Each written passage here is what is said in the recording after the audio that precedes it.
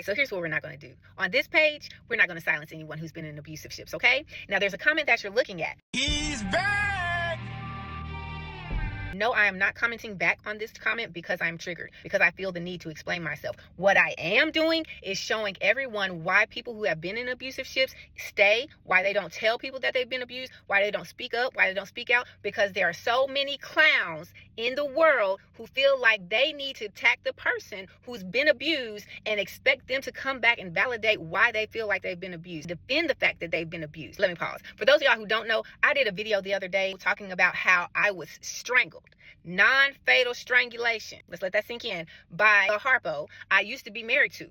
And I was explaining it's not called being choked, it's called being strangled. And anyone who stays in an abusive ship after they've been strangled within the next year are 700 times more likely to be killed by the person who put their hand around their throat and strangled them.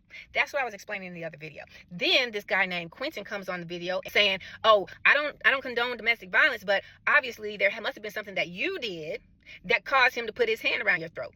What did he say? So I responded because I need to be very clear. On this page, we're not silencing anyone. On this page, we're going to highlight anyone who feels the need to be highlighted. And on this page, we're going to explain why it's so important for people to stand up and not blame the victims for the abuse that they experience, but put all that energy towards the abuser. Okay, Harpos? Okay, clowns? Since you want to know what happened, I decided to keep my mouth shut, and because he didn't like the way I looked at him, he attacked me anyways and strangled me.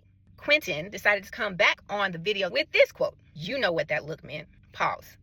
He's referring to the look that I said that I gave that Harpo didn't like. I decided to have self-control, and because he didn't like the look on my face, he was abusive anyway. Somebody help me out. Does that me looking because I don't want to hear what you got to say, but keeping my mouth shut and have self-control, that look means please come attack me and throw me on the ground and strangle me? All right, unpause. It doesn't make him right, but you know, don't get me wrong. I don't support domestic violence at all. But provocation in any way, shape, or form is a part of it. According to Merriam-Webster Dictionary, provoke means to stir up on purpose, to incite anger on purpose. And what I was doing was the opposite of that.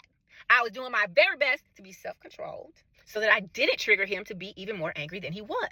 And you know what happened?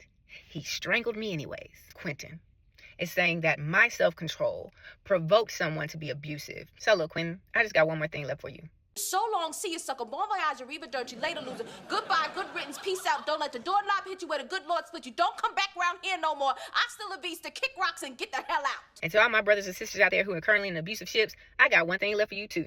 Get the fudge cakes out of Dodge. It's not gonna get better. It's only gonna get worse. Okay, Phuket? She gone.